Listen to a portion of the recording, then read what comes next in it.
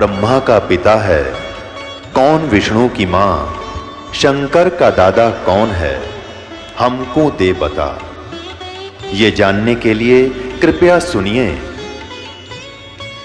जगत गुरु तत्वदर्शी संत रामपाल जी महाराज के अमृत वचन सर्व पवित्र धर्मों के पवित्र शास्त्रों के आधार पर। कोई नकली इन झूठे गुरुओं से भी संबंधित है, उसको लग रहा है कि मैंने चार्जर लगा रखा है, लेकिन वो चार्जर ठीक ठिकाने नहीं लगा हुआ है, वो गलत स्थान पर लगा हुआ है। अब जब तक उसके पुण्य चलेंगे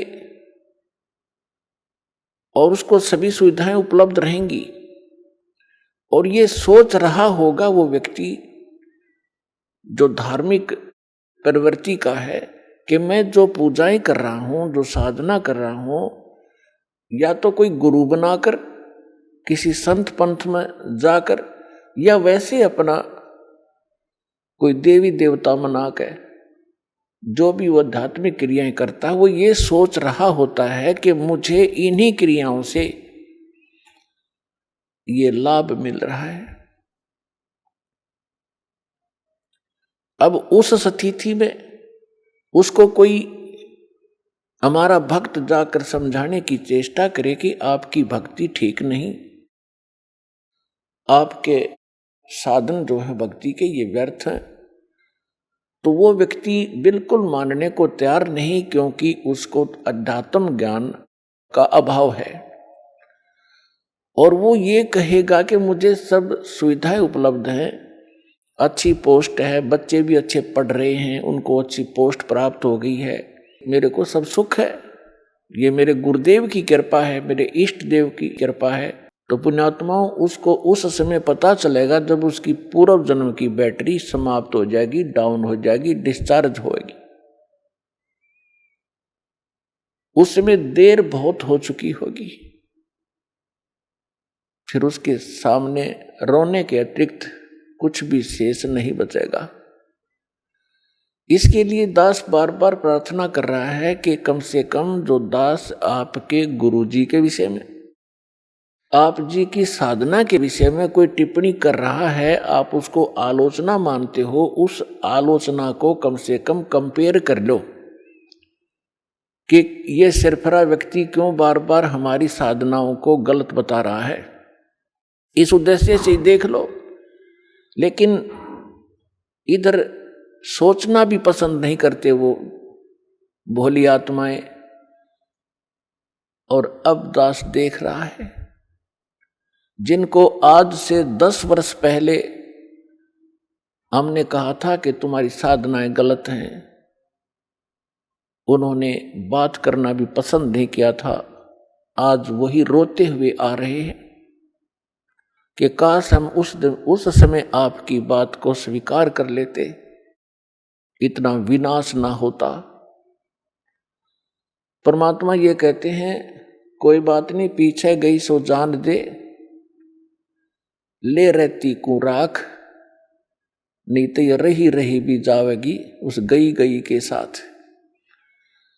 तो परमात्मा ने ये ऐसा ज्ञान दिया है और आपको बुद्धि दी है, मानव समाज को एक विशेष विलक्षण बनाया है आपको, कि आप इस अध्यात्म मार्ग को और सदग्रंथों को आसानी से समझ सकते हैं। तो पुण्यात्माओं, जब तक इस प्राणी के पुण्य चलते हैं तब तक तो इसको सब सुविधाएं होती हैं और ये सोचता है कि मैं जो साधनाएं कर रहा हूं इन्हीं से मैं सब सुख उपलब्ध कर रहा हूं। लेकिन अब इस तत्व ज्ञान के पैमाने से, इसकी रोशनी में आप देखोगे, फिर आपको पता चलेगा कि जिन गुरुओं को आप गुरु मानते थे और सतगुरु मानते थे, वो बिल्कुल नालायक आदमी थे, उनको कख भी पता नहीं। एक टीचर अपने सिलेबस से परिचित नहीं है, उसको टीचर कहा जा रहा है, क्योंकि विद्यार्थी को अगर ये इतना ज्ञान हो कि वो टीचर को ही पहचान ले, तो वो टीचर, वो तो विद्यार्थी रहा ही नहीं। तो टीचर के कोई त्रुटि को टीचर ही बता सकता है। ये दास भी स्पिरिचुअल टीचर है और जिन गुरुओं से आप संबंधित हैं वो भी, उनको भी आप स्पिरिचुअल टीचर ही बताते हो, आध्यात्मिक गुरु कहते हो। और दास कहता है कि ये सब झूठे और नकली ज्ञान को प्रचार कर रहे हैं, इनको कोई ज्ञान नहीं अध्यात्म मार्ग का। दास ने कोई शौक नहीं, कोई लालच और लोभ नहीं, या किसी स्वार्थवशी मैं उनको, उनके ज्ञान को और उनकी साधना को गलत बता रहा हूं। एक परमार्थी कर्म कर रहा हूं। जैसे किसी टीचर ने 2 दूना 6 पढ़ा रखा है बच्चों को और सभी ने वही घोट रखा है। अब दूसरा टीचर आता है, वो उनसे पूछता है कि 2 दूना क्या होता है, 2 जमा 2 कितना होता है, या 2 गुना 2 कितना होता है। और वो सभी एक सुर में बोलते हैं 2 गुना 2 6। तो उस टीचर का क्या कर्तव्य बनता है कि नहीं बच्चों, 2 गुना 2 4 होता है, 6 नहीं होता। और वो बच्चे भी विरोध करें कि हमारे टीचर की बेइज्जती करते हो, आप उसको आलोचना करते हो, तो इसका समाधान कैसे हो। तो पुण्यात्माओं, आज दास के साथ वही बना हुआ है। दास कहता है कि आपके टीचर ठीक नहीं, उनको सिलेबस का ज्ञान नहीं, वो आपके जीवन का नाश कर रहे। और उन गुरुओं से भी दास बार बार प्रार्थना कर रहा है कि कम से कम जो दास आपके विषय में बोल रहा है उसका कम से कम आप उसका कुछ प्रतिक्रिया तो करो कि मैं क्यों गलत बता रहा हूं, या मैं गलत बता रहा हूं तो आप बताओ कि आपने ये गलत बोल रहा है, ऐसा नहीं है। तो इससे बुद्धिमान समाज ने खुद सोचना और समझना पड़ेगा। उनका मौन ही उनकी हार बताती है, उनका अज्ञान सिद्ध करती है। तो बुद्धिमान समाज को समझ लेना चाहिए और इस यथार्थ ज्ञान को शीघ्र ग्रहण करना चाहिए। परमात्मा कहते हैं कि मानुष जन्म दुर्लभ है, ये मिले न बारंबार, तरवर से पत्ता टूट गिरे वो बोर न लगता डर। मानुष जन्म की कितनी कीमत बताई है, एक श्वास की कितनी कीमत है। कहता हूं कहीं जात हूं, कहूं बजा के ढोल, श्वास जो खाली जात है ये 3 लोक का मोल। ओए है। तो पुण्यात्माओं, परमात्मा ने आके बताया हमारे को कि पीछे लग गया जाऊं था मैं लोक वेद के साथ, रस्ते में सतगुरु मिले है दीपक दे दिया हाथ। जैसे पहले ये दास शिक्षा ग्रहण करता था, ठीक है, शिक्षा ग्रहण पूरी हुई, जूनियर इंजीनियर का डिप्लोमा किया, सफल हुआ, सर्विस प्राप्त होगी, फिर विवाह हुआ, संतान पुत्र पुत्री हुई। और दास पुजारी किसका था? बजरंगबली का। और भगवान कृष्ण, भगवान शंकर, भगवान विष्णु एज ए इष्ट थे। तो ये दास ये सोचा करता था कि मेरे इन भगवानों ने मुझे ये सब सुख दिए हैं। अब परमात्मा के तत्व ज्ञान रूपी इस रोशनी से, टॉर्च से, इस प्रकाश से दिखाई दिया कि ये जिन भगवानों को मैं ये सोच रहा था कि इन्होंने ये सुख दिए, ये इनके सतर का काम नहीं था, ये हमारे पूर्व जन्म की बैटरी ही चल रही थी, वो संस्कार फल रहे थे। हम लोक वेद के आधार से साधनाएं कर रहे थे, दंत कथा, लोक वेद माने दंत कथा, सुनी सुनाई हियर से स्टोरीज पर हम आधारित थे। वो शास्त्र अनुकूल ज्ञान भी नहीं था और न ही वो साधना थी। इसके विषय में परमात्मा अपने ऊपर ही हमें उदाहरण देकर सुनाते हैं।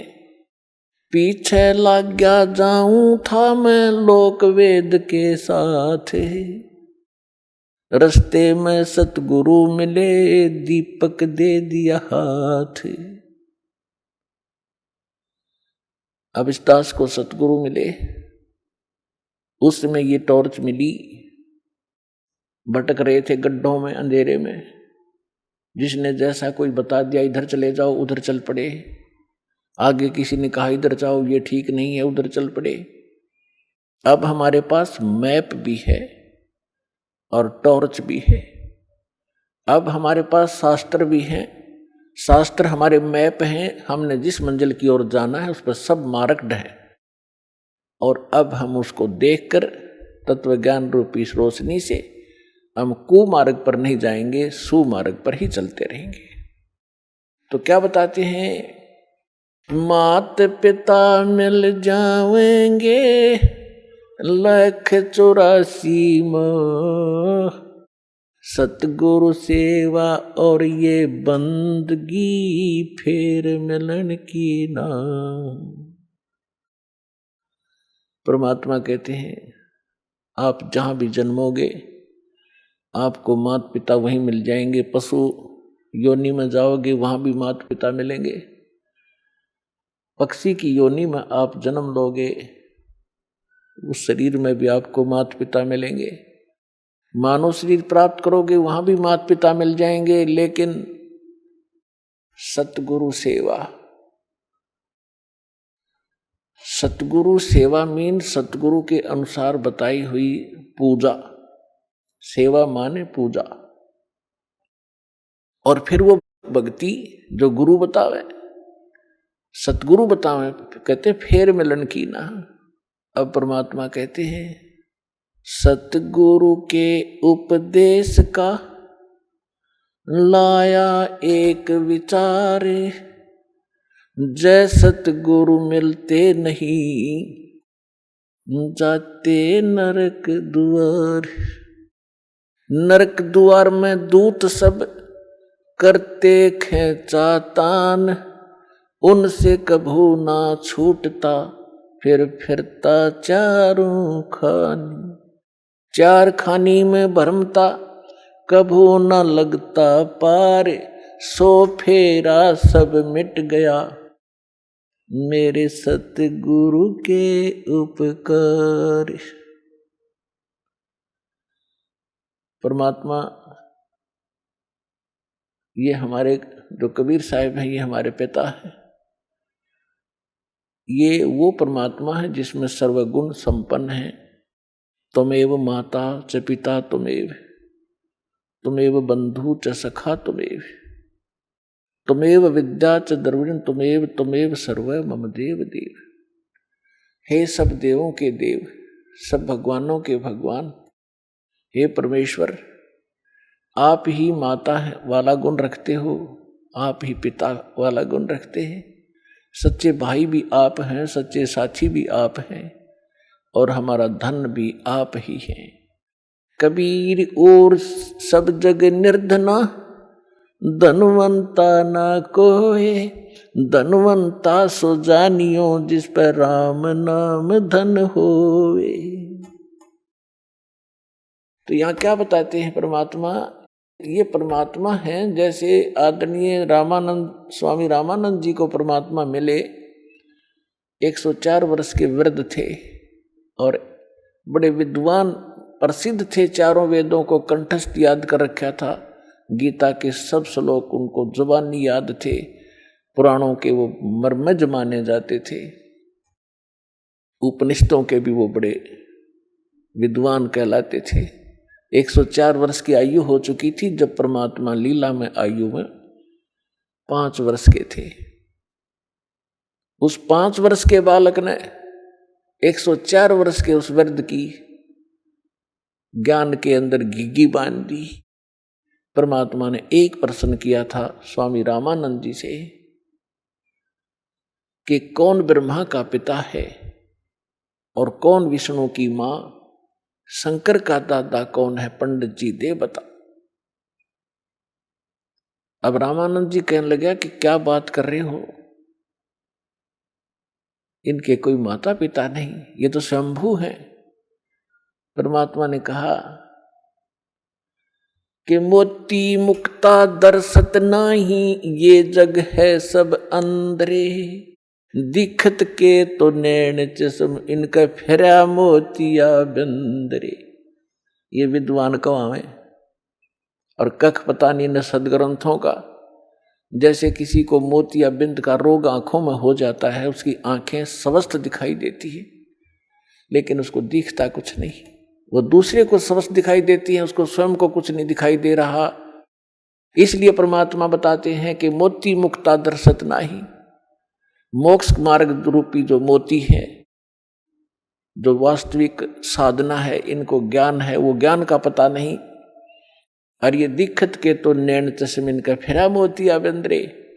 तो परमात्मा ने कहा कि आप शिव पुराण को पढ़कर देखिए स्वामी जी, रुद्र संहिता, उसमें परमात्मा ने बताया कि ऐसे ऐसे जिसको आप महाशिव कहते हो ये काल है। सारी कहानी सुनाई, उसको कंठस्थ याद थे। स्वामी जी को तुरंत समझ गए। बुद्धिमान व्यक्ति को समझाना इस अध्यात्म ज्ञान से, जो दास ज्ञान दे रहा है परमात्मा का दिया हुआ, बुद्धिमान समाज जो थोड़ा सा भी आध्यात्मिक रुचि रखता है और सदग्रंथों का थोड़ा बहुत वो अध्ययन करता रहा है, उसको समझाना बहुत आसान है। जिन सदग्रंथों को डेली पढ़ा करता था उसको पता नहीं था ये हमें बताना क्या चाहते हैं। तो उसी समय रामानंद जी परमात्मा बताते गए, उनको याद थे, कंठस्थ याद थे, सिर लाते गए, हाँ बिल्कुल ठीक, ऐसा ही है, ऐसा ही है। तो उसके बाद रामानंद जी ने अपनी फिर एक तिगड़मबाजी अड़ाई कि बच्चा मैं समाधिस्थ होता हूं तो मेरी समाधि बहुत दूर पहुंच जाती है, मेडिटेशन। परमात्मा ने कहा कि लगाइए आपकी समाधि, देखते हैं कहां तक जाती है। स्वामी रामानंद जी ने, उनका रोज का अभ्यास था, 1 सेकंड में समाधिस्थ हुए। कहते हैं योग युक्त प्राणायाम कर जीता सकल शरीर, त्रिवेणी के घाट पर वो अटक रहे बलबीरे। त्रिवेणी के वहां जाकर 3 रास्ते हो जाते आगे चल के। अब जंगल के अंदर तो 2 ही रास्ते विचलित कर देते हैं। अननोन व्यक्ति को जो कभी पहले उधर ना गया हो, वहां जाके विचलित हो गए, खड़े हो गए। तो परमात्मा वहां दिखाई दिए कबीर साहब उसी उम्र में, एज में 5 वर्ष की आई, और उनसे पूछा कि स्वामी जी अब कहां जाओगे? ये उन्होंने बताया कि 3 रास्ते बंद हैं और ये रास्ते आपके लिए उस समय खुलेगा जिस लोक की, जिस इष्ट की आपने साधना कर रखी है, उस समय आपका ये रास्ता खुलेगा, लेफ्ट वाला। और ये एक सुरंग है, सीधा रास्ता है, गैलरी है। सबसे पहले उस गैलरी में सेक्रेटरीएट समझोइए, और वहां सबसे पहले धर्मराज का दरबार आएगा। वहां आपका अकाउंट लिया जाएगा और जिस भी इष्ट की आपने पूजा की है उसी लोक को आपको भेज दिया जाएगा। और जो राइट का रास्ता है, ये अलग से एक स्थान है, 88,000 खेड़े बताए हैं, 88,000 द्वीप हैं ये। इनमें वो हंस भेजे जाते हैं जो ब्रह्म के साधक होते हैं, और उनको अलग से राज्य दिया जाता है वहां का। और जो सामने वाला रास्ता ये ब्रह्मरंध्र है, ये सामने वाला रास्ता ये ब्रह्मरंध्र है। ये तुम्हारे किसी मंत्र से नहीं खुल सकता, ना ओम मंत्र से, ना ओम नमः शिवाय से, और ना ही तुम्हारे अन्य किसी जाप से। ये खुलेगा मेरे सतनाम से, इस 2 अक्षर के नाम से, जो मेरे पास वो मंत्र है। रामानंद जी से कहा परमात्मा ने कि आप कोशिश करो अपने सब मंत्र जंत्र जो आपने आज तक साधना की है, आपने तो 16 वर्ष की आयु में भक्ति स्टार्ट की थी, 104 वर्ष के हो गए, जो करना था कर लिया। अब प्रयोग करके देख लो आपकी वो साधना कितनी सफल है, सक्षम है। अब रामानंद जी ने सारे जंतर मंत्र कर दिया, गेट ना खुला। तो परमात्मा ने कहा मैं खोलूं। श्वास सिमरण किया मालिक ने। वो तो परमात्मा थे, लेकिन हमारे लिए संदेश छोड़ गए कि आपको जो मंत्र दिया सतनाम का, ये एक अनमोल और बहुत पावरफुल है। परमात्मा ने सिमरण किया, सामने का वो बजर कपाट खुल गए। तब रामानंद जी को परमात्मा उसके अंदर से आगे लेकर गए। जिस ब्रह्म को आप निराकार बताते थे, ये सामने बैठा परमात्मा ने दिखा कि वो बैठा, देखो ये है वो तेरा महाशिव। इसको महाविष्णु भी कहते हो, मां ब्रह्मा भी कहते हो। ये ब्रह्मा विष्णु महेश का पिता है। और ये काल है 1,00,000 मानव शरीरधारी प्राणियों को नित खाता है। तुम्हारे को मूर्ख बना के यहाँ फंसा रखा है इसने स्वार्थवश। आपसे संतानों उत्पत्ति करवाता और खाता ये है जैसे कसाई बकरे पालता है, उनकी कितनी केयर टेक करता है, कितनी संभाल करता है। नर और मादा उनको छोड़ देता है इकट्ठे करके, वो समय आने पर संतान उत्पत्ति करते हैं। और खाता कसाई है या उसको अपने स्वार्थ से बेचता है। यही स्थिति तुम्हारी इस ब्रह्म की है, परमात्मा ने बताया। अब रामानंद जी सब देख रहे हैं, सुन रहे हैं। फिर परमेश्वर उनको 11वें द्वार से पार किया, जिसमें अक्षर पुरुष का लोक प्रारंभ होता है। अक्षर पुरुष के 7 संग ब्रह्मांडों को पार करके परमात्मा पहुंचे 12वें द्वार पर, जहां भंवर गुफा है, और उसको पार करके सतलोक में प्रवेश किया। वहां जाकर क्या देखा रामानंद जी ने कि परमात्मा सत्यपुरुष सिंहासन पर विराजमान है, तख्त के ऊपर। सिर पे छत्र है, एक मुकुट है सफेद, और एक बहुत बड़े मंदिर नुमा गुम्बज के अंदर उसके सेंटर में परमात्मा विराजमान है। उनके एक रोमकूप में करोड़ सूर्य मिला दे, करोड़ चंद्रमा, ऐसी रोशनी उनकी छवि परमात्मा की है। पूरी बॉडी की कितनी होगी आइडिया लगा सकते हैं। कबीर साहब 5 वर्ष के बालक के रूप में चंवर उठाया जो वहां रखा था, और जो सिंहासन पर बैठे थे परमात्मा उस पर चंवर करने लगे, जैसे एक सेवक यहाँ गुरुजी पर करते हैं, ऐसे कर रहा था। अब रामानंद जी सोचने लगे कि कबीर तो यहाँ का कोई गण है, देव है, और सचमुच ये अमर पुरुष तो ये बैठे हैं तख्त पर, सिंहासन पर। इतने में क्या हुआ, अमर पुरुष दिखाई दे रहे थे, वो खड़े हुए और 5 वर्ष के बालक को करबद्ध होकर संकेत किया कि बैठो भगवान, ग्रहण करो अपना सिंहासन।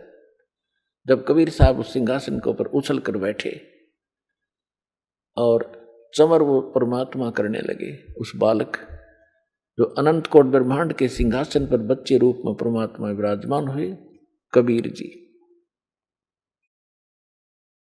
अब वो वयोवृद्ध स्वामी रामानंद जी कंफ्यूज हो गया कि भगवान कौन सा फिर इनमें। इतने मोते जो मैं शरीर जो परमात्मा मान रहे थे रामानंद जी, वो 5 वर्ष के बालक में समा गए। अकेले कबीर परमात्मा 5 वर्ष के बालक अनंत कोट ब्रह्मांड के कंट्रोलर के सिंहासन पर विराजमान थे। तब परमात्मा ने कहा कि रामानंद जी, हम ही अलख अला हैं, कुतुब गोस और पीरे, गरीबदास खालक धनी, हमरा नाम कबीरे। ए स्वामी सृष्टा में सृष्टि हमारे तीरे, दास गरीब अधर बसू हूँ अवगत सत कबीर। जब परमात्मा ने पहले ये बात वार्ता की थी रामानंद जी से, तो उस समय फिर दोहराई। रामानंद जी गदगद हो गए कि मुझे तो सहज में भगवान मिल गए, और 104 वर्ष का हो गया, मैंने डरे ढोए अभी तक। तो परमात्मा ने कहा कि जाओ स्वामी जी वापस जाइए। इतना ही कहा था कि बड़े वेग से स्वामी जी की आत्मा बॉडी में आ गई, और एकदम ऐसे देखा सामने, तो सामने वही सूरत, वही मूर्त, 5 वर्ष का बालक सामने बैठा, चरणों में गिर गया। 104 साल का विद्वान पाक रहा था, बिना ज्ञान के न्यू डले डोआ प्राणी। अब दुनिया में महिमा थी, 1400 ऋषि शेष बना रखे थे जो उसके ज्ञान का प्रचार किया करते थे। अपनात्मा ब्राह्मण वही होता है, कहते ब्राह्मण सोए जो ब्रह्म पछाणे। और परमात्मा के चाहने वाली आत्माएं समाज नहीं देखा करती। जो समाज की तरफ देख कर चलेगा वो भक्ति नहीं कर सकता और न उपलब्धि हो सकती। एक तरफ तो पूरी प्रभुता, स्वामी पना उसका 1400 ऋषि उसके चरणों में दंडोत प्रणाम करें और जनता उनका ज्ञान सुने, और एक तरफ भगवान खड़े। भगवान किस रूप में? जुलाही रूप में, धानक शूद्र रूप में, और वो उस समय की स्वर्ण जाति ब्राह्मण वर्ण में। और ब्राह्मण लोग तो कपड़ा भी नहीं लगने देते थे शूद्रों का। तो इसको विद्वान कहते हैं। कहते हैं वक्त पड़े सौदा करे और कोठे डारे ज्ञान, भाड़ में जाए से नकली ज्ञान ने। और ऐसी महिमा को भगवान जिसके लिए भटक रहे हैं वो सामने खड़ा, तो ना उसने समाज देखा ना अपनी महिमा देखी और चरणों में गिर गए 104 वर्ष के बालक। और फिर क्या कहा? तुम साहेब तुम संत हो, तुम सतगुरु तुम हंस, गरीब दास तेरे रूप बिना और न दूजा अंश।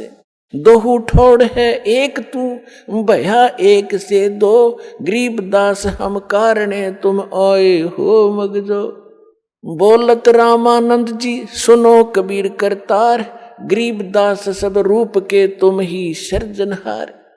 अब गरीबदास जी का नाम इसमें इस प्रकार आता है जैसे तुलसीदास जी ने रामायण दोबारा लिखी यथार्थ, तो तुलसीदास जी का ऐसे नाम आता है। ऐसे गरीबदास महाराज ने परमात्मा से परिचित होने के बाद सचखंड सतलोक को आंखों से देखने के उपरांत परमेश्वर की वो महिमा पूर्व की और वर्तमान की वो सभी बोली लिखवाई, इसलिए उनका नाम साथ चलता है।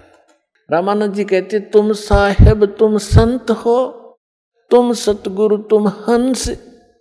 तुम साहेब परमात्मा तो आप हो ही हो, अब तो स्पष्ट हो गया। और तुम सतगुरु भी आप ही हो, सच्चा ज्ञान आपके पास है। सतगुरु अपनात्मा सतगुरु की जो परिभाषा होती है उससे हम अपरिचित थे। हम किसी ऐसे अरे खैरे कला सतगुरु लगा लेते थे, ये सतगुरु, और जिनको ज्ञान कख भी नहीं, सतगुरु वैसे ही होते हैं। तो यहां रामानंद जी कहते हैं आप हो सतगुरु, जगत गुरु। जगत गुरु का अर्थ ये होता है कि पूरे विश्व को यथार्थ ज्ञान देने वाला, सक्षम, देने में सक्षम हो, उसको जगत गुरु कहते हैं। तो यहां रामानंद जी कहते तुम साहेब तुम परमात्मा हो, तुम सतगुरु, और तुम साहेब तुम संत। आप संत भी आप ही हो, और एक हंस के अंदर जो भक्त में जो गुण होते हैं होने चाहिए मालिक, वो भी आप ही में है। अपने आप को परमात्मा दास कहा करते थे, कबीर दास, कबीर दास, और अधीन रहा करते थे। कोई बुरा कहता था, भला कहता था, कभी किसी से अक्षुब्ध नहीं होते थे। तो कहने का भाव है दास का कि परमात्मा अपने आप पर ही सभी वाणी बोलकर हम भोली आत्माओं को समझाना चाहते थे। तो क्या बता रहे हैं? सतगुरु के उपदेश का लाया एक विचार, जय सतगुरु मिलते नहीं तो जाते नरक द्वार। ओए होए, अपना आत्मा भविष्य के दुखों का हमें ज्ञान नहीं, क्योंकि हम अध्यात्म ज्ञानहीन हो गए।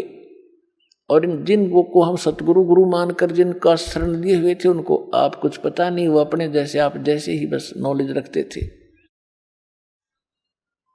तो यहां क्या बता रहे हैं कि भविष्य में कितने कष्ट होते इस प्राणी पर।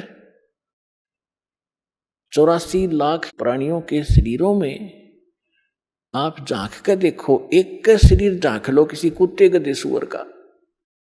आज आप क्या खा पी रहे हो, आप कैसे रह रहे हो, आप कितनी सुविधाएं प्राप्त किए हुए हो। और यदि सत भक्ति नहीं की, सतगुरु मिले नहीं, तो सतगुरु मिले बिना भक्ति नहीं हो सकती। तो फिर आपके ऊपर कितना कहर टूटेगा। आपका जीवन नाश हुआ, आपके पूर्व के पुण्य का नाश हुआ। और आगे आपके साथ के बनेगी। अब परमात्मा ने आके हमें बताया है। अब देखिएगा एक कुत्ता, अब उसकी दिनचर्या देख लो एक दिन की, वही पर्याप्त है। सारी रात गली में बैठा रहता है, सर्दी होती है, वर्षा होती है, ओले गिरते हैं, शीत लहर चल रही होती है, गर्मी चल आती है, सारी रात भौंकता है कि उसमें गुण ऐसा है। बेमतलब बकवादकरण की आदत हमारी अब भी है, तो मरने के बाद कोई किसी योनि में जाएंगे, वहां भी यही स्वभाव रहेगा। सारी रात भौंकेगा, भूख लगती है, सुबह उठते ही कहां चलेगा? किसी का दरवाजा खुला और दाव लगा के सीधा कहां पहुंचेगा? रसोई की तरफ भागेगा जहां उसको महक आ रही होगी। अब उसको रसोई में कौन घुसने देगा अफलातून को, जब तो मनुष्य जीवन खो दिया बकवाद करके, गुटी सूटी ला के, सुनी नहीं किसी संत भगत की। तो फिर वहां से उसको भगाया जाता है, नहीं भागता तो उसका लठ मारेंगे। अब लठ लगते ही वो फिर काफी देर तो चिल्लाएगा गली में खड़ा होके, फिर दूसरे दरवाजे की तरफ चलेगा, शायद यहां कुछ बात बन जाए। वहां उसकी किस्मत है, उसका लठ मिले, कोई टोक मिले। यदि वहां भी डंडा लग गया तो सीधा बाहर भागेगा जंगल की ओर, और वहां क्या खाएगा? टट्टी खाएगा जाकर। वो पुणात्मा परमात्मा हमें याद दिलाना चाहते हैं, कबीर ये माया अटपटी, सब गट आन अड़ी, किस किस ने समझाऊं या कुएं भांग पड़ी। इस काल ने मनुष्य जीवन में इस जीव का इतनी भांग प्या दी, मान बढ़ाई की, समय पर टूक मिल गए, कोई ठीक बंगला कार होगी, कोई पोस्ट होगी, अफलातून पाक गया। बिना ज्ञान के बकवाद है सारी। और जिस दिन इस तत्व ज्ञान की रोशनी से वो देखेगा अपने भविष्य के इतिहास को, कलेजा हिल जाएगा मानस जीव का। तो ये ज्ञान सतगुरु बिना नहीं बताया जा सकता, और सतगुरु या तो स्वयं परमात्मा ही होते हैं कबीर साहब, या उनका कृपा पात्र, उनका दास विशेष ही होता है। नहीं तो ये कितने दिन हो गए कबीर पंथ में लाखों की संख्या में गुरु हैं और करोड़ों की संख्या में अनुयायी हैं, कोई विकार छोड़ रहा नहीं, किसी का कोई भाव ठीक नहीं, आम इंसान से भी सतर गिरा हुआ इन लोगों का। चाहे कोई किसी भी पंथ को देख लो आप, तो भक्तों के लक्षण जारे होते हैं, उनकी क्रियाओं में भी अंतर होता है, उनके स्वभाव में परिवर्तन होता है, वो सतगुरु बिना नहीं होता। तो अब इस दास को भेज दिया भगवान ने, अपना वही सारा अन्वेषण दे के यथार्थ ज्ञान दे दिया, और सिर पर पंजा उस परमात्मा का दास के साथ रहता है। तभी हम सफल हो रहे हैं। एकदम सबके विपरीत ज्ञान, और जिस लाल को हमने रिजेक्ट करके कौड़ी समझकर कूड़े में डाल रखा था, आज उस कौड़ी को जो हम कौड़ी मानते थे वो लाल था, लाल को लाल सिद्ध कर रहा है। यानी कबीर को भगवान, एक दुल्हा धाणक को भगवान को भगवान सिद्ध करने में इतना कठिनता आ रही है दास को, और जो भगवान नहीं थे उनको हम दंत कथा लोक वेद के आधार से सहर्ष स्वीकार किए बैठे थे। तो इतना विरोध, भयंकर विरोध हो रहा है, और उसके बाद हम सफल हो रहे हैं, क्योंकि सत्य के सामने असत्य के पैर नहीं होते, वो ज्यादा समय टिक नहीं सकती।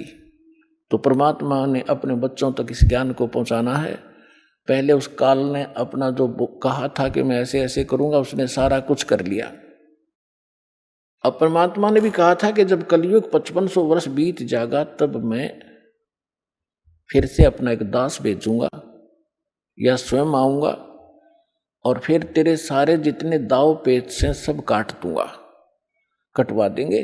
जैसे काल ने दाव लगाया था कि पहले मेरे दूत जाएंगे और सबको मिसगाइड कर दूंगा, करवा दूंगा, उल्टे ज्ञान पर आधारित करवा दूंगा। पहले अंश हमारा जाई, पीछे अंश तुम्हारा आई। 12 पंथ करूं मैं साजा, नाम तुम्हारा ले करूं आवाजा। 12 पंथ नाम जो ले ही, सो हमरे मुख आन समोही। जाओ जोग जीत संसारा जीवन माने कहा तुम्हारा, जीव तुम्हारा कहा न माने, हमारी ओढ़ हो बाद बखाने। और अनेक पंथ चलाऊं, या विद जीवों को भरमाऊं। तब परमात्मा ने कहा था कि तू कर लेना जो तूने करना है। फिर हमने धर दिया समय, हमने ये ठीक रख दी, जब कलयुग 5500 बीत जाएगा फिर हम आएंगे या अपना कोई दास भेजेंगे। दास भेजा है तो परमात्मा साथ है, तो वो ही समझो साथ ही है, उनकी कृपा से सारा कुछ हो रहा है। तो परमात्मा ने कहा था, मालिक को मालूम था कि जब तक ये काल के दूत इन्होंने जो भी ज्ञान प्रचार करना है ये उसका ढोल पीट चुके होंगे। इनके अनुभव के इनके शिष्य भी अच्छी तरह उनके ज्ञान को ग्रहण कर चुके होंगे और 100 वर्ष इनको बीत चुके होंगे उस अज्ञान प्रचार करते हुए उन संतों ने, और उनकी पुस्तकें बन चुकी होंगी। तब मेरा दास जाएगा और उनको सदग्रंथों से मिला के दिखावेगा। तो परमात्मा के बच्चे उन दोनों की तुलना को देखकर तुरंत उस नकली को रिजेक्ट करके हमारे पास आ जाएंगे। परमात्मा ने ये दाव पेच रखा था। इसलिए धर्मदास जी से कहा था, धर्मदास मेरी लाख दुहाई, ये मूल ज्ञान अभी कहीं बाहर ना जाए। जो मूल ज्ञान है ये दास बता रहा है। इस दास के अतिरिक्त या उन महापुरुषों को जिनको परमात्मा मिले ये मूल ज्ञान नहीं दिया, ना ही ये मूल मंत्र दिए। नहीं तो इन नकली पंथों के हाथ ये मूल ज्ञान और ये मूल मंत्र होते लग जाते तो ये भी यही ज्ञान और यही मंत्र देते रहते, और वो अधिकारी थे नहीं, उससे लाभ होना ही नहीं था, जिस कारण से इस मानव का बहुत विनाश हो जाता। और परमात्मा ने सबसे प्रतिज्ञा करा ली थी, जिसको भी ये मंत्र दिए थे, जैसे आदरणीय धर्मदास साहिब जी को, आदरणीय मलुकदास साहिब जी को, आदरणीय दादू साहिब जी को, आदरणीय नानक साहिब जी को, आदरणीय गरीबदास साहिब गांव छुड़ानी जिला जज्जर वाले को, आदरणीय गीसा दास साहिब जी गांव खेखड़ा, इन सबको ये मंत्र भी दिए थे, ज्ञान भी दिया था, लेकिन इनको प्रतिज्ञा करा दी थी कि कहीं नहीं जाए, या भी ज्ञान किसी को नहीं बताना, और ये सतनाम और सारनाम के तो छींट भी नहीं लगने देना तुमने किसी का। तो यही कारण था कि इन महापुरुषों ने इसको बहुत छुपा के रखा। अब इस दास को दिया है भगवान ने। तो ये थी बीच में परमात्मा को मालूम था कि इन्होंने जो कुछ कहना सुनना ये कह चुके होंगे, और जब मेरा दास जाएगा, और ये टेक्निक आप देख रहे हो टीवी और ये इंटरनेट अभी 10-12 वर्ष से ही ये पनपे हैं, इससे पहले नहीं थे, क्योंकि ये प्रोजेक्टर वगैरह बनवा के परमात्मा ने अपना ज्ञान अपने बच्चों को देना था, उससे पहले आपको शिक्षित किया।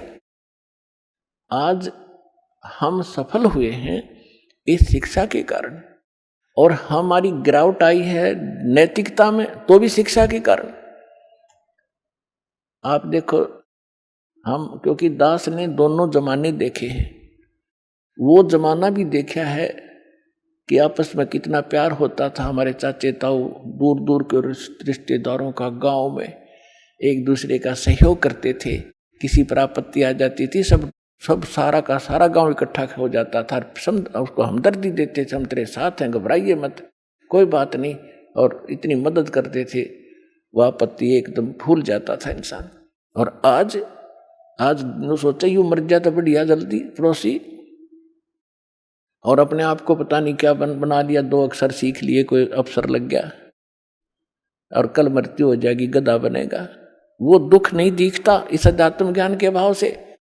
तो इस अध्यात्म ज्ञान से हमारी वो मोतिया बिंद समाप्त होगा, जिसके कारण हम बकवाद कर रहे हैं, और एक जीव अपने आप को यहाँ पता नहीं क्या मान बैठा है। तो जीव को अपनी औकात का पता लगे, फिर किसी भी पोस्ट पर रहे वो दास बनकर रहेगा, और जिस कारण से उसके कर्म नहीं बिगड़ेंगे। आज आप देख रहे हो, किसी ऑफिस में जाइए, किसी भी ऑफिस में जाइए, कोई ABC कोई कमी नहीं रही किसी की भी। और हमने दास ने उसको भी देखा है, नौकरी करके भी देखा है, वहाँ के लोगों का व्यवहार विचार भी देखा है। तो वहाँ की उसको देखकर हम गांव के व्यवहार विचार से व्यवहार से तुलना करता था दास उस समय भी, कि देखो यहाँ और वहाँ में कितना दिन रात का अंतर है, उन लोगों की कैसी वृत्ति है, कैसा व्यवहार है, एक पैसा कमाना अहम है, ना इज्जत करते हैं किसी बड़े छोटे की, ऐसी बिजली गिर गई। तो कहने का भाव ये है पुण्यात्मा, जब ज्ञान होगा और भक्त बनोगे, आत्मा में डर होगा परमात्मा का, और सामने वाला भी परमात्मा का बच्चा है, और जैसे किसी अफसर के बच्चे को एक नौकर गलत बोल सकता है, उसको गलत व्यवहार कर सकता है, उसको जिसने भांग शराब पी रखी हो वो कर सकता है, लेकिन फिर उसको सजा भी भोगनी पड़ेगी। तो इस प्रकार हमने अकाल की भांग पी रखी है और हम अपने ही भाई अब इस परमात्मा के बच्चों को सताते हैं छोटे बड़े होकर के। तो इससे आपको डर बनेगा, सच्चाई से परिचित होगे, और चींटी से लेकर हाथी तक और रंग से लेकर राजा तक ये जीव हैं सभी, ब्रह्मा विष्णु महेश तक भी जीव हैं। और कुछ पिछले पनों से थोड़ा सा कोई ऊपर उठा हुआ है तो वो तो ऐसा है जैसे वर्षा के दिनों में चींटियां होती हैं पंखों वाली, और वो पंखों वाली चींटियां उड़ जाती हैं, शेष चींटियां वहीं बैठी होती हैं, वो सोचती हैं तो भगवान बन गई, और पता नहीं कहाँ देवताओं तो मिलकर आती होगी। और फिर रात में जब बल्लभ जगते हैं वो उड़ के जाती है, उस बल्लभ का टक्कर मार मार कर या दीपक के अंदर पड़ कर जल कर मर जाती है, या बचती है तो उसकी पांख कट जाती है, वो कीड़ी की कीड़ी घिस रही होती है वहां पर। तो आज तो ये ब्रह्मा विष्णु महेश और देव और यहाँ पर मंत्री मुख्यमंत्री या अफसर बने हैं, ये उन चींटियां जैसे समझो जिनका पांख उगेगी, और ये पांख कटेंगी एक दिन। कोई रिटायर हो रहा हो ना कोई अफसर, उससे मिलकर देखियो पार्क में जाके, अब उसकी वो पांख कट गई, अब वो घिसट रहा है वहां पर। तो हम फिर इस भगवान के ज्ञान से पहले ही समझ जाएंगे कि हम क्या है। बेशक हमारे पंख होंगे यानी अफसर होंगे, लेकिन हम बकवाद नहीं करेंगे। इस ज्ञान के अभाव से हम अपना कर्म फोड़ रहे हैं, कर्म बिगाड़ रहे हैं। तो ज्ञान होगा तो डर होगा, डर होगा तो बचाव होगा। तो इस ज्ञान से बात बनेगी। अब हम उसी प्रसंग पर आते हैं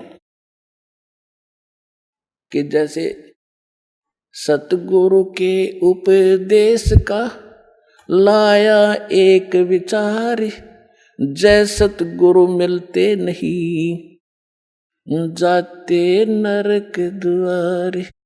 नरक द्वार में दूत सब फिर करते खेचातान, उनसे कभू ना छूटता फिर फिरता चारों खानी। ओए होए, जिस दिन आपकी अब भांग उतर जाएगी पुण्यात्माओं, यानी इस काल के झूठे सुख और यहाँ के जो झूठी पोस्ट का नशा उतर जाएगा आपका, फिर आपकी आंखों से आंसू बहने लगेंगे। आप सोचा करोगे हम देख के क्या बने फिरे थे, हम थे क्या, हम सोच क्या बैठे अपने आप को।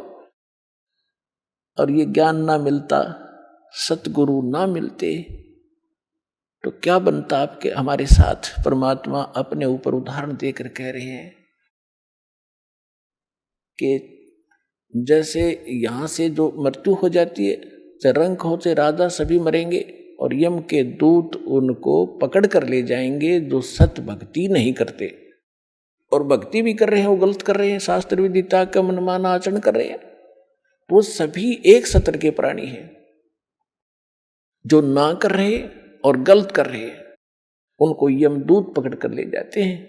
फिर वहां धर्मराज के दरबार में आपका अकाउंट करवा के फिर वो उठाकर लठ ऐसे हाँकते हैं लाखों की संख्या में, जैसे डांगर पशुओं का लठ मार मार के, और फाटक में रोक्या करें अंदर, और वो वापस भाजे, क्योंकि आगे हाहाकार हुआ त्रि नरक में। और उन सबको कहा कि चलो, लाखों की संख्या में चारों तरफ यम के दूत लठ लिए खड़े, सीधे बाले ठोके। इस सूक्ष्म शरीर के अंदर प्राणी मरता नहीं, लेकिन पीड़ा बहुत होती है इसको। तो वहां वो यम के दूत लठ मार मार के उनको उस नरक की तरफ, उस गेट में आगे सरका, और वो पीछे भागे। कहते वो खेचा ताड़े पाछत बाले लाकर फिर जबरदस्ती ठोक दिए जाते हैं नरक में। और उसके बाद फिर नरक भोग कर कहाँ जाते, 84 लाख योनियों के इन जीवों के दुखों को भोगते हैं। पुण्यात्माओं, आज आपको जरा सा महसूस हो रहा है क्योंकि समय पर टूक मिल रहे हैं, कोठी बंगले बना के आप निश्चिंत हुए बैठे हो। अब इस एंटीबायोटिक, इस ज्ञान से, इन कैप्सूल से आपका नशा उतारा जाएगा। पहले तो जब नशा उतर जाएगा जब तो आप आगे चलोगे, नहीं तो यहीं बैठे बैठे टूल ले जाओगे। तो पहले आपका नशा उतारा जाएगा सत्संग के माध्यम से, और सतगुरु बिना सत्संग हो नहीं सकता। जो कितनी बात बनाओ, वो साची कह नहीं सकता, उसके पास सत्य होती नहीं, उसकी बात में दम नहीं होता। वह कहते हुए सोबर सोचता है कहीं तेरी झूठ ना पकड़ी जा। और यह सारे वचन सत्य है, सारा ज्ञान सत्य है, सब मंत्र सत्य है, और भगवान हमारा सत्य है, सत साहिब है। तो क्या बताते हैं भगवान के नरक द्वार पे, नरक के गेट पे दूत सब वो करते खेचा ताण, और उन ते कभू ना छूटता, फिर फिरता चारू खान। चार खानी में भरमता। चार खानी कौन सी है? जैसे कुछ तो अंडे से उत्पन्न होते हैं, कुछ जेर में लिपटे हुए उत्पन्न होते हैं, उनको बोलते हैं अंडज, जेरज, श्वेतज और उद्भुत। ये चार प्रकार से जीवों की उत्पत्ति होती है। इनको चार ग्रुपों में बांटा गया है। इसमें 84 लाख प्रकार के प्राणी होते हैं, जैसे मच्छर, मक्खी की, पशु पक्षी सारे लगाकर। तो परमात्मा कहते हैं कि उसके बाद फिर 84 लाख प्रकार के प्राणियों के शरीरों में दुख उठाते।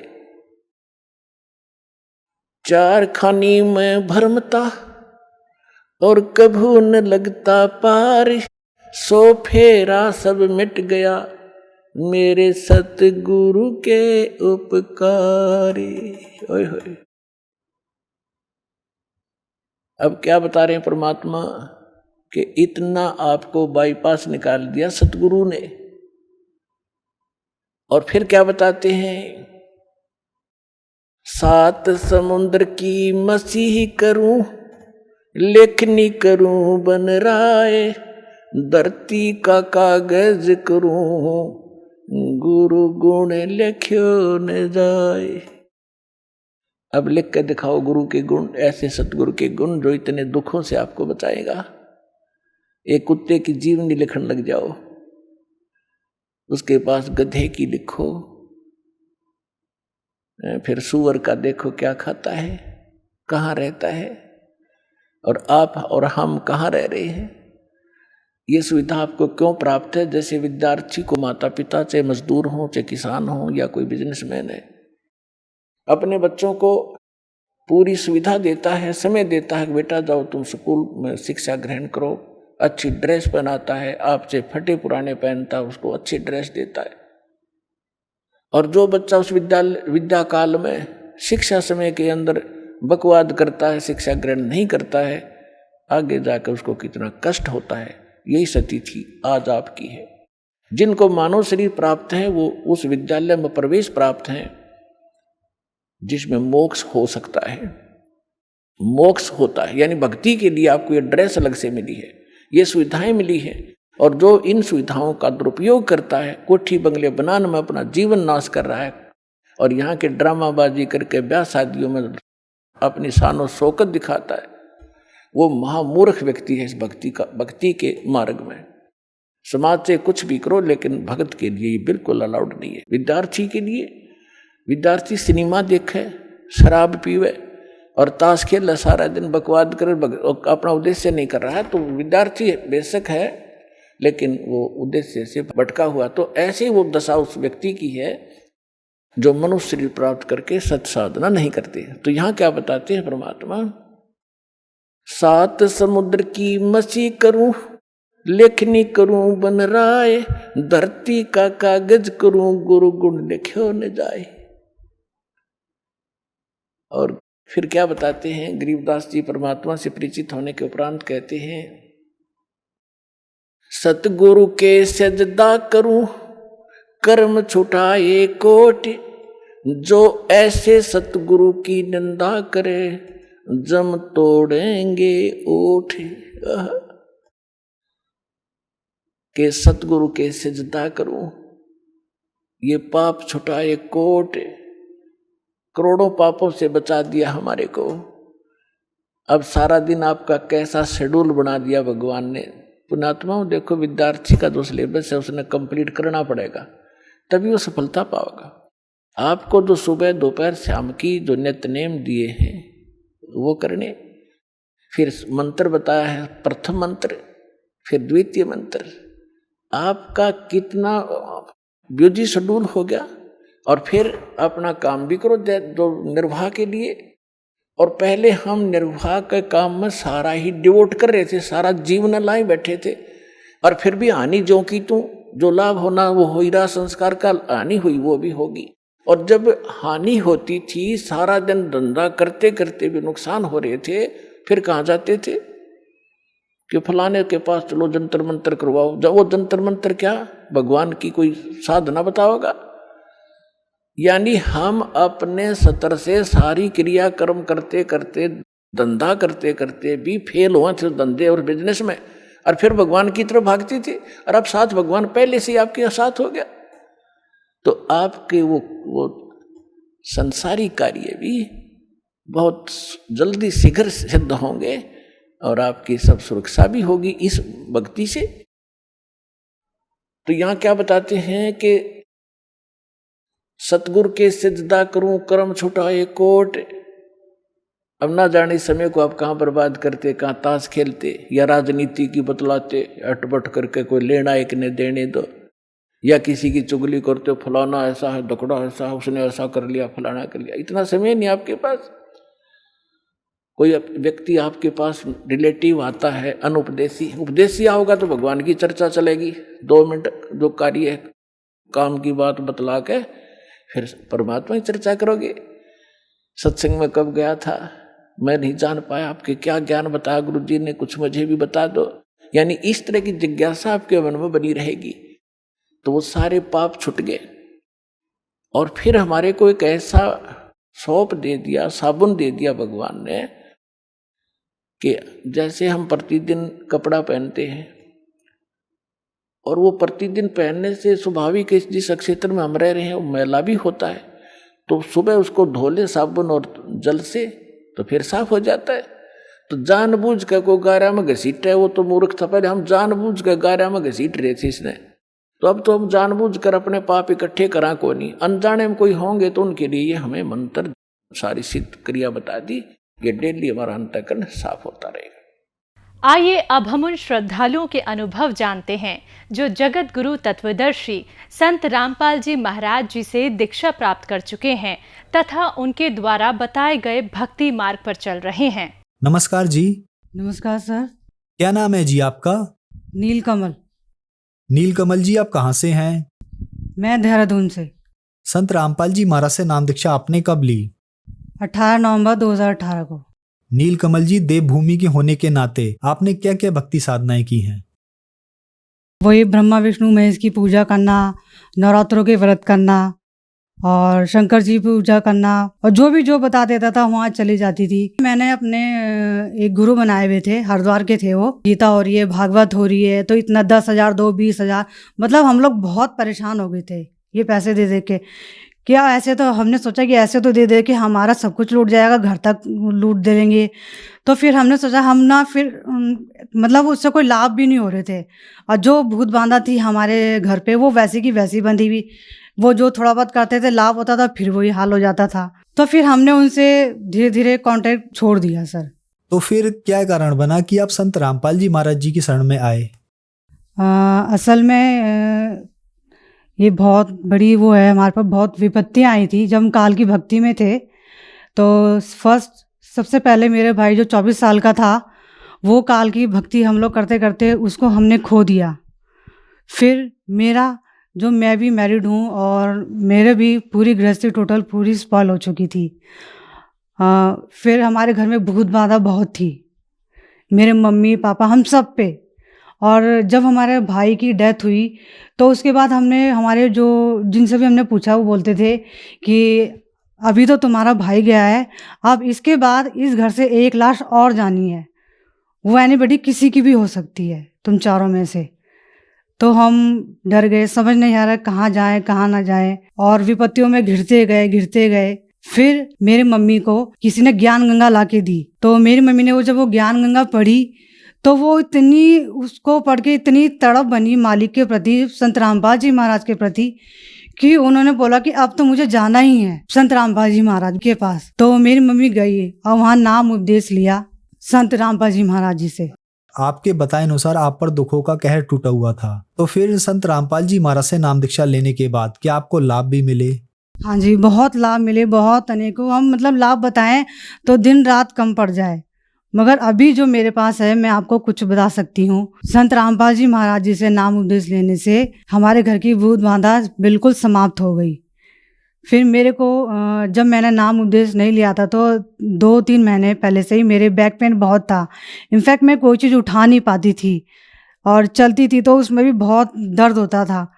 तो जैसे ही मैंने मालिक संत रामपाल जी महाराज जी से नाम उपदेश लिया तो मेरा वो दर्द उस दिन से कहाँ गया कुछ नहीं पता। मेरे पापा को एक तो ऊपरी भूत बांधा भी थी, और जब भैया नहीं रहा तो उस समय से मेरे पापा बहुत परेशान रहते थे। कहते भाई जिसके सामने जिसका 24 साल का बेटा चले जाए तो वो आप खुद जानते हैं कि उसके बाप के दिल पे क्या गुजरेगी। संत रामपाल जी महाराज जी से नाम उपदेश लिया और उसके बाद से ही मेरे पापा पे बहुत रिकवरी हुई। और जो लंग इन्फेक्शन की जो प्रॉब्लम थी, डॉक्टर 4-5 डॉक्टर को हम दिखा चुके थे, सब बोलता था कोई एलर्जी है, कोई नॉर्मल खांसी है, कोई मौसम के साथ चली जाएगी। मगर जब नाम उपदेश लिया परमात्मा से, संत रामपाल जी महाराज जी से, तब वो भी दूर हुई। मालिक ने, परमात्मा ने, संत रामपाल जी महाराज जी ने वो भी दूर करी।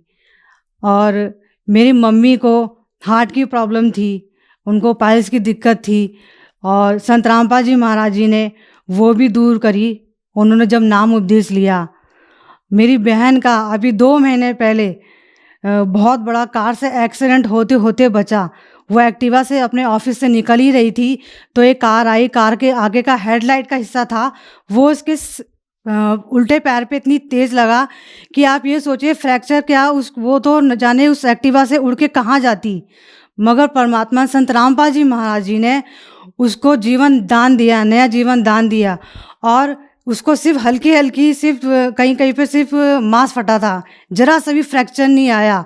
और आज 2 महीने के अंदर वो अपनी एक्टिवा खुद चला के ऑफिस जाती है और घर आती है। मेरी मम्मी है 24 इयर्स का, जब मेरा भाई चला गया तो वो इतनी डिप्रेशन में चली गई थी कि वो डिप्रेशन की दवाइयाँ खाती थी। और फिर डिप्रेशन की दवाइयाँ खाते खाते उन्हें हार्ट की प्रॉब्लम्स हो गई, डॉक्टर ने हार्ट इन्फेक्शन बता दिया।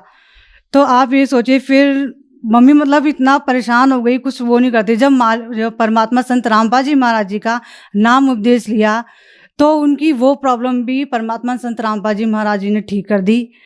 दवाइयाँ आज इतनी, जो एक दिन में 10-10, 15-15 दवाइयाँ खाती थी, आज परमात्मा संत रामपाल जी महाराज जी की दया से एक भी दवाई नहीं खाती हैं वो।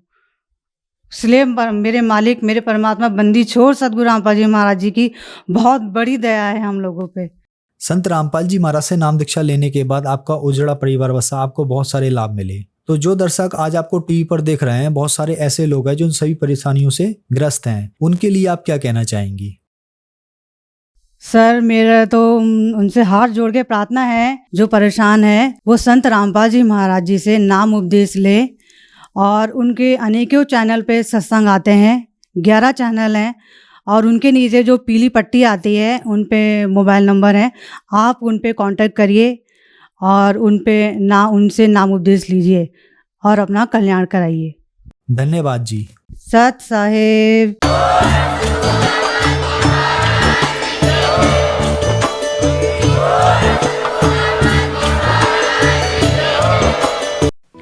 आप सुन रहे थे जगत गुरु तत्वदर्शी संत रामपाल जी महाराज के मंगल प्रवचन। अधिक जानकारी के लिए संपर्क करें।